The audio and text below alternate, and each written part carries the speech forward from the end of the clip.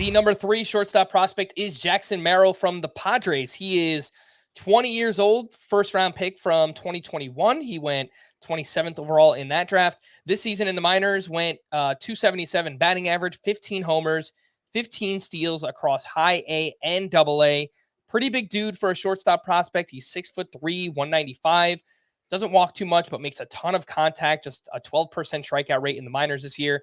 Every outlet I looked at loves Jackson Merrill's hit tool. Yeah. The question, Welsh, is there enough else? Do you think there's enough power? Is there enough speed to make a huge impact in fantasy? What are your thoughts on Jackson Merrill?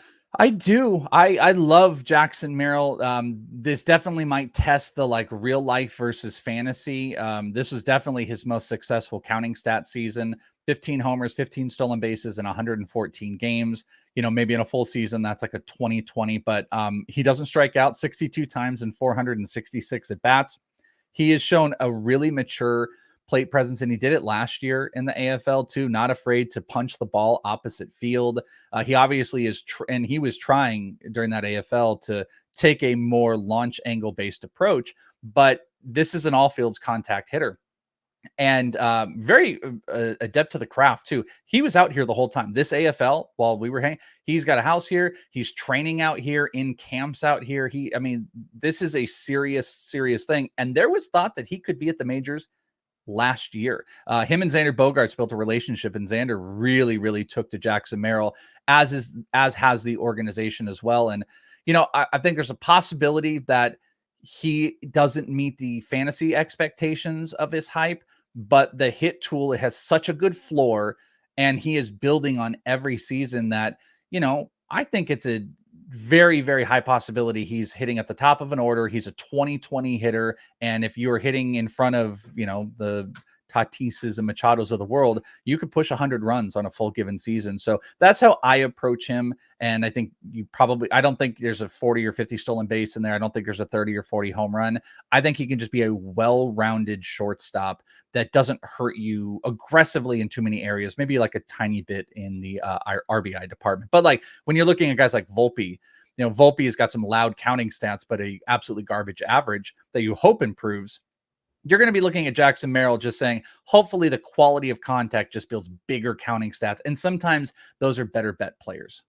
Look at the player on his own team, right? You mentioned he has a relationship with Xander Bogaerts. I think that would be kind of a good player or idea to kind of model himself after. Good batting average, 20-ish home runs, maybe, 10 to 15 steals, something like that. And obviously that would be a really useful player for fantasy. Again, this is Jackson Merrill we're talking about. Long-term, position-wise, obviously, the Padres do have a lot of players in their infield. I'm looking at his games played by position. We have a game at first base. We have 2 at second. We have 5 in left field. So I think they're starting to kind of experiment, trying to find ways maybe to get Jackson Merrill to the majors. But what's your gut feel here? Do you think he sticks at shortstop? Because, the Padres are pretty loaded. I think... I want to say I think he's a plus defender. I think he is he's a plus shortstop, which would make him a plus second baseman. I don't know if he would have the power to be a third baseman that a team would want to make that commitment, but they just want him in the lineup. Obviously, Xander they have this weird situation where it's like Machado is there and Xander's there, and how do you move either one of those guys?